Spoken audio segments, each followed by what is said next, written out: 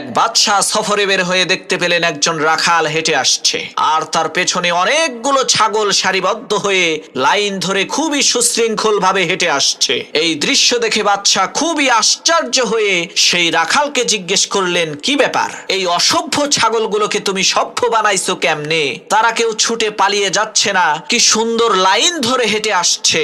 তখন সেই রাখাল বলল, মহামান্বিত বাদশাহ, আমার এই ছাগলগুলোর মধ্য থেকে যে লাইন থেকে বের হয়ে যায় তাকে এমন পিটুনি দেই ভবিষ্যতে সে আর কখনোই লাইন থেকে বের তো হয়ই না, বরং ওই একটা ছাগলকে পিটুনি খেতে দেখে বাকি সবগুলো ছাগল ঠিক হয়ে যায়। রাখালের এই কথা শুনে বাদশা বলল, তোমার এই অসভ্য ছাগলগুলোকে যেইভাবে তুমি সভ্য বানিয়েছো, ঠিক একই ভাবে আমার এই দেশের অসভ্য মানুষগুলোকে তুমি কি সভ্য বানাতে পারবে?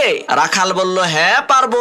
বাদশা বলল, তাহলে আজ থেকে তুমি প্রধান বিচারপতির দায়িত্ব পালন করবা। পরের দিন এক চোরের বিচার হবে। প্রধান বিচারপতির দায়িত্বে থাকা সেই রাখাল হুকুম করলেন, আমি মহান আল্লাহ রাব্বুল আলামিনের পবিত্র কালাম কোরআনের বিধান অনুযায়ী ফয়সালা করছি, তোমরা এই চোরের হাতটা কেটে দাও। রাখালের এই কথা শুনে উজির বললেন, বিচারক মহোদয়, আপনি তো নতুন বিচারকের দায়িত্ব পেয়েছেন, তাই হয়তোবা জানেন না এই চোর কিন্তু আমাদের নিজেদেরই লোক। তখন বিচারপতি রাখাল বললেন, তোমরা এই চোরের হাত কেটে দাও, আর সাথে সাথে এই মন্ত্রীর জিহ্বাও কেটে দাও।